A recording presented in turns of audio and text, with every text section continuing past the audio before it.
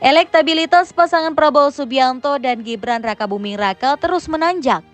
Bahkan, pasangan ini disebut-sebut berpeluang memenangkan Pilpres 2024 satu putaran. Ketua Harian Partai Gerindra Sufmi Dasko Ahmad mengatakan tantangan berat akan mereka hadapi selama beberapa hari ke depan. Yakni banyak orang mencari-cari kesalahan pasangan nomor urut 2 Prabowo Subianto dan Gibran Rakabuming Raka. Dasko menduga hal tersebut dilakukan demi menurunkan elektabilitas Prabowo Gibran yang saat ini sedang tinggi. Namun, Dasko meminta kepada para kader Gerindra untuk tidak berkecil hati.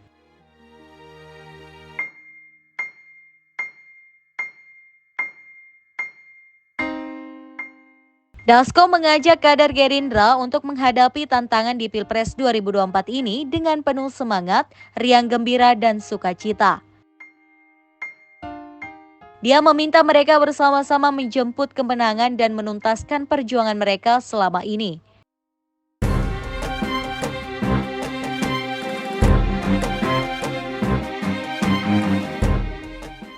Lalu, Dasko mengingatkan bahwa hari pencoblosan akan dilakukan kurang lebih 45 hari lagi. Dasko menyebut para kader Gerindra harus mensyukuri dan menikmati nikmat yang diberikan Tuhan selama ini. Dia mengatakan perjuangan Gerindra belum tuntas dalam menjemput kemenangan. Sementara itu, terkait hasil survei yang dirilis oleh beberapa lembaga survei, kata Dasko, elektabilitas Prabowo Gibran dan Partai Gerindra semakin mengalami kenaikan.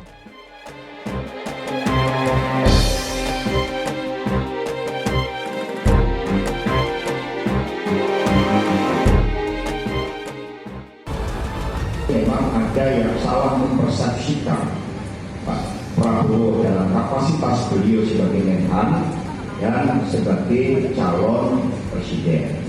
Ini yang harus dibedakan. Karena itulah kembali kami percaya bahwa TNI Polri akan menjaga kewibawaan institusinya untuk netral, jangan masuk dalam godaan politik praktis.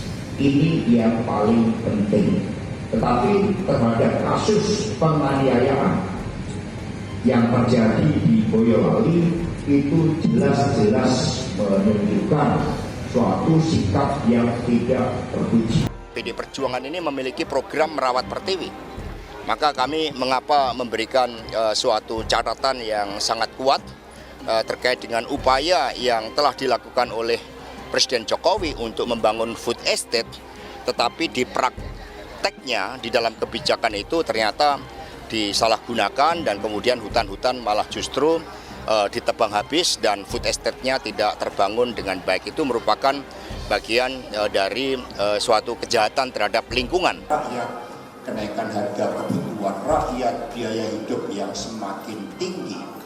Tapi di tengah-tengah biaya hidup yang semakin tinggi, kami sangat sedih ketika mendengar keterangan dari Ibu Sri Mulyani bahwa kenaikan harga-harga kebutuhan pokok rakyat justru dijawab oleh Bapak Prabowo selaku Menteri Pertahanan menambah pinjaman luar negeri hingga mencapai 386 triliun rupiah untuk beli alutsista.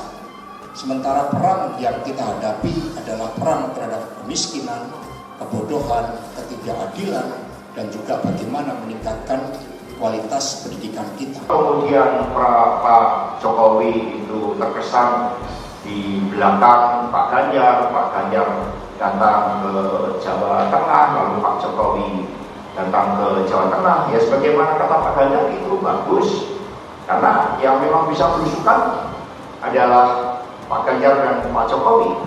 Pak Prabowo kan tidak bisa berusukan. Jadi akhirnya rakyat bisa melihat bagi Republik ini pemimpin nasional yang bergerak cepat, yang bisa berusukan itu Pak Jokowi dan Pak Ganjar dan Pak Jokowi, dan berusukan ini tidak bisa diwakilkan. Pak Jokowi itu udah mau dulu mentang-mentang lah iya, padahal Pak Jokowi kalau nggak ada PDI Perjuangan juga aduh kasihan dah.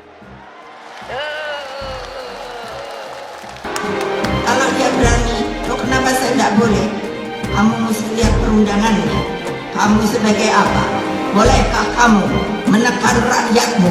Bolehkah kamu memberikan apapun juga kepada rakyatmu tanpa melalui perundangan yang ada di Republik Indonesia ini?